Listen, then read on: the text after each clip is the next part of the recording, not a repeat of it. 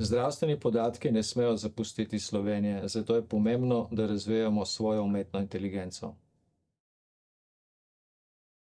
Sem Marko Bajec, profesor na Fakulteti za računalništvo in informatiko, vodja laboratorija za podatkovne tehnologije.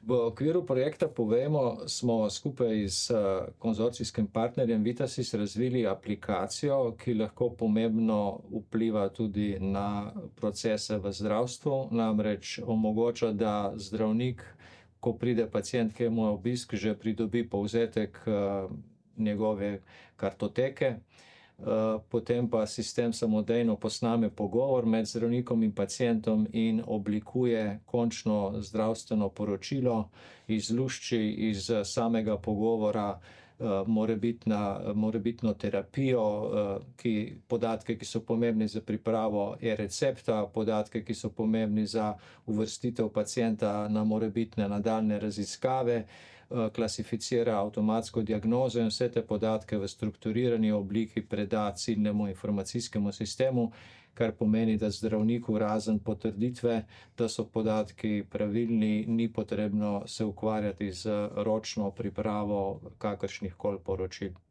Največji izziv pri razvoju te aplikacije in podpornih storitev je bilo pridobiti ustrezne učne podatke. Gre za zelo občutljivo področje zdravstva, kjer podatkov ne pridobimo kar tako, torej je bila potrebna anonimizacija in skrbna priprava, potem pa tudi torej sodelovanje strokovnjakov, domenskih ekspertov za pripravo teh podatkov v učno množico. S pripravo kvalitetnih učnih podatkov lahko doučimo veliki jezikovni model, ampak na koncu je to še vedno statistični model.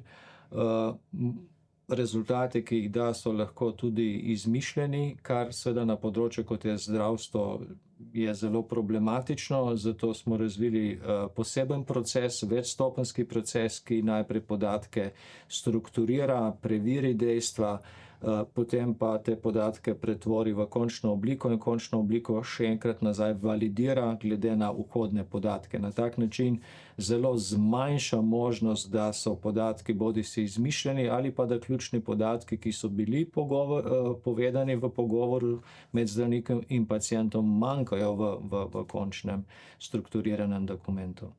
Tovrstne aplikacije lahko zelo pripomorejo na področju digitalizacije zdravstva, zelo lahko skrajšajo procese. Zdravniki pri klasični obravnavi pacienta dandanes potrebujejo veliko časa tudi za administracijo, z uporabo tovrstnih rešitev pa se jim ta proces precej skrajša, avtomatizira in čas lahko koristno porabijo za paciente. In to lahko vpliva tudi v končni fazi na skrajševanje čakalnih vrst.